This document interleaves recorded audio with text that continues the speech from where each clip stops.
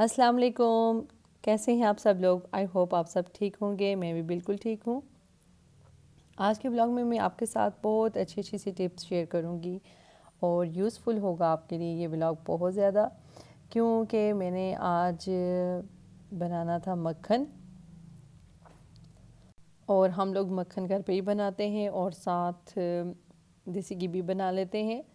तो हम दूध लेते हैं खुला और उसकी जो ऊपर बॉईल करने के बाद मलाई होती है वो हम लोग चाय में यूज़ नहीं करते हैं। तो हम क्या करते हैं कि उसको तकरीबन 2 हफ्ते हम किसी भी बर्तन में डालते रहते हैं। तो आप किसी भी एयर टाइट जार में इसको डालें और फिर आप उसको फ्रिज में रख दिया करें, बाहर ना रखा करें। तो हम भी इसी तरह करते हैं, उसको मैं फ्रिज में रख देती हूँ और फिर जब इतनी सी गट्ठी हो जाती है तो फिर मैं उसका मक्खन बना लेती हूँ। तो इस तरह से हम उसको जग में डालते हैं और थोड़ा सा हम इसमें पानी डालते हैं और फिर हम इसको अब हमने इसको अच्छे से ब्लेंड कर लेना है। तो इसका ब्लेड जो है वो अच्छे से मूव नहीं कर रहा, तो फिर हम इसमें थोड़ा सा और पानी डालेंगे तो बहुत अच्छे से जो है ब्लेंड हो जाएगा सारा और मक्खन तैयार हो जाएगा।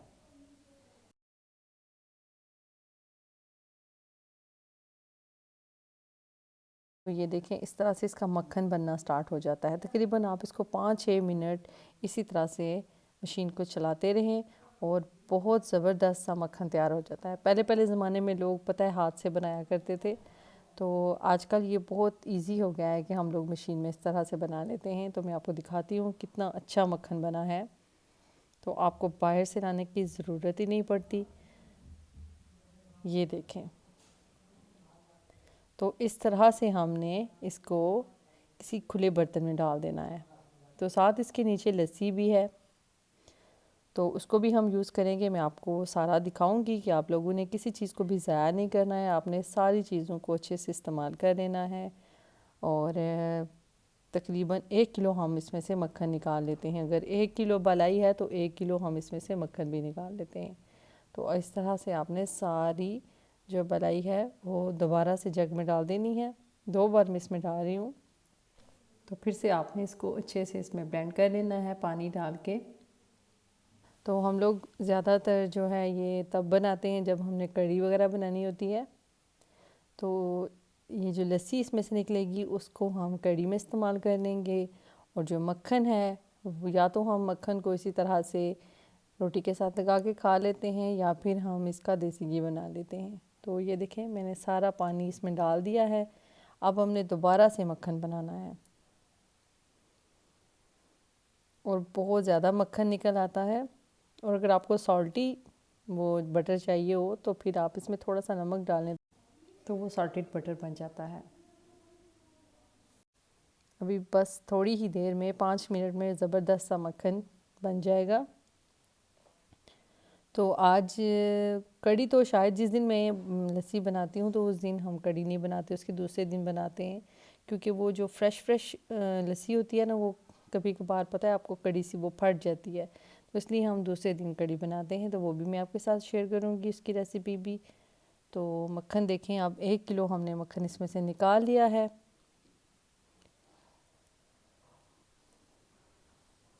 और आज बहुत ज़्यादा सर्दी थी तो हमने सोचा चलें जी हम मक्खन बनाते हैं और साथ देसी घी बनाएंगे और हम रोटी की चूरी बना के खाएंगे।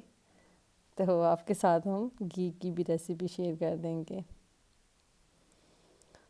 तो अब ये देखें, इसमें मैंने डाल दिया है जो दही था, वो मैंने 1 किलो दही लाया था वो मैंने इसमें डाल दिया है। और इसमें मैंने अब डाला है मकई का आटा और 1 टेबल स्पून मैंने इसमें बेसन डाला है। तो इस तरह से ये हम लस्सी जो है वो पूरी तैयार करके रख देंगे, क्योंकि हमने साथ कढ़ी भी बनानी है। क्योंकि वो वाली लस्सी थोड़ी सी कम पड़ जाएगी जिसमें से हमने मक्खन निकाला है, तो इसलिए हम थोड़ा सा दही भी इस्तेमाल करके उसकी लस्सी बनाएंगे और ज़बरदस्त सी मज़े की कढ़ी बना लेंगे। तो थोड़ी देर आप इसको इसी तरह से ग्राइंड कर लें ताकि जो हमने मकई का आटा और बेसन डाला है वो अच्छे से इसमें मिक्स हो जाए। तो मकई का आटा मैंने तकरीबन 2 टेबल स्पून डाला है और 2 टेबल स्पून या 1 टेबल स्पून मैंने इसमें बेसन डाला है। मतलब बेसन की मिकदार थोड़ी सी कम होनी चाहिए और आटे की थोड़ी सी ज़्यादा होनी चाहिए। तो फिर आपने इसको अच्छे से इसमें मिक्स कर लेना है, और जब ये अच्छे से मिक्स हो जाए तो आपने इस लस्सी को एक साइड पे कर देना है, और जब हम मक्खन निकाल चुकेंगे तो उसमें हमने लस्सी में ये डाल के अलग से रख देना है।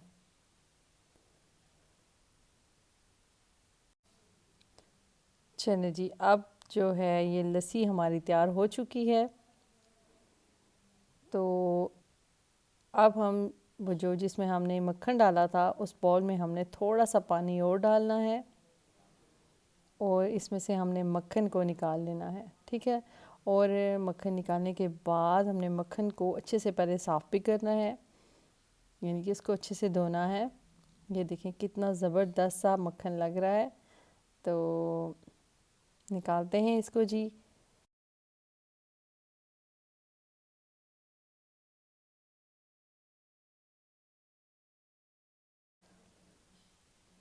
देखिए अब हमने इसमें से मक्खन भी निकालना है मलाई में से, फिर हमने इसमें से देसी घी निकालना है, और फिर साथ हमने इसी लस्सी से हमने कढ़ी भी बनानी है। तो कितने यूज़फुल हमारे लिए ये रहा। हमने इसके साथ 3-4 इससे काम हमने ले लिए हैं। और ये देखें माशाल्लाह से कितना ज़बरदस्त सा मक्खन निकल आया है। इस तरह से हमने सारा मक्खन लस्सी में से निकाल लेना है, और उसको हमने अलग किसी बर्तन में डाल देना है। तो मैं इसको इस कढ़ाई में डाल देती हूँ, क्योंकि हमने इसी में जो है देसी घी बनाना है। तो आज मैं आपके साथ सारी रेसिपीज़ शेयर करूँगी जी, बहुत ज़बरदस्त सी, जो आपके साथ में ये चीज़ें शेयर कर रही हूँ। और अब जो लस्सी बच गई है उसमें हमने जो दही की लस्सी हमने बनाई थी, और जिसमें हमने आटा डाला था और बेसन, वो वाली हमने इसमें मिक्स कर देनी है। अब देखें ये काफ़ी ज़्यादा लस्सी हो चुकी है, तो इसको हमने ऊपर से कवर करके हमने इसको छोड़ देना, और इंशाल्लाह कल हम इसके साथ कढ़ी बनाएंगे बहुत टेस्टी सी, क्योंकि फ़्रेश के साथ हम कढ़ी नहीं बनाएंगे। तो इसको अब हम एक साइड पे कर देते हैं। और मक्खन को हमने 2-3 बार इस तरह से धो लेना है पानी डाल के, ताकि जो लस्सी का जो टेस्ट है वो सारा मक्खन में से निकल जाए। और फिर हमने 2-3 बार धोने के बाद इसको इस तरह से किसी भी स्ट्रेनर में डाल देना है।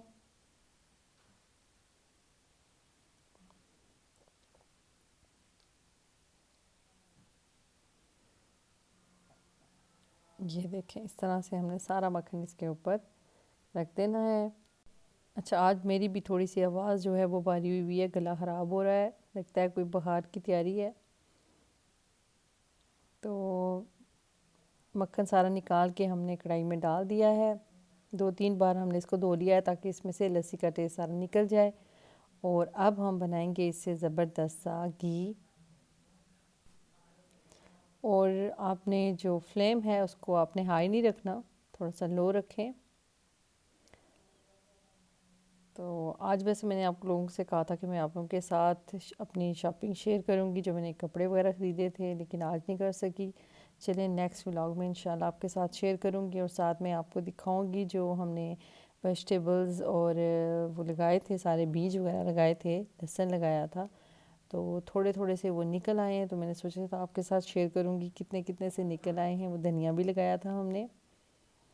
तो दूसरी साइड पे हमने जी अपने लिए चाय रखी हुई है। तो आज सर्दी बहुत सी, तो मैंने सोचा चलें साथ हम चाय भी पीते हैं, साथ किचन का काम करेंगे और साथ हम चाय पियेंगे। अब मैंने इसमें डाल दिया है जी गंदम का आटा, 1.5 टेबल स्पून मैंने इसमें गंदम का आटा डाल दिया है। इस तरह से घी बहुत अच्छा बनता है। और 1 पिंच हम इसमें हल्दी डाल देंगे, इससे घी का कलर बहुत अच्छा आता है।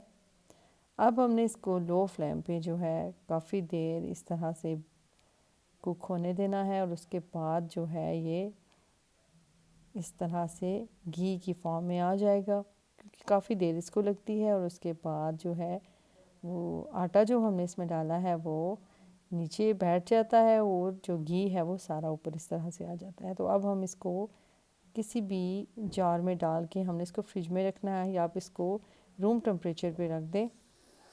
तो किचन में इसी तरह आप इसको रख दें तो आप लोग इसको यूज़ करें।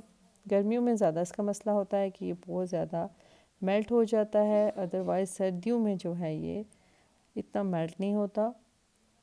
तो ये देखें इस तरह से हमने सारा घी निकाल लेना है इसमें से। और ये देखें काफ़ी ज़्यादा घी हमने निकाल लिया है।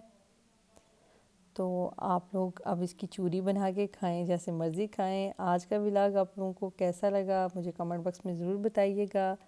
और मुझे इजाज़त दीजिए। अल्लाह हाफ़िज़।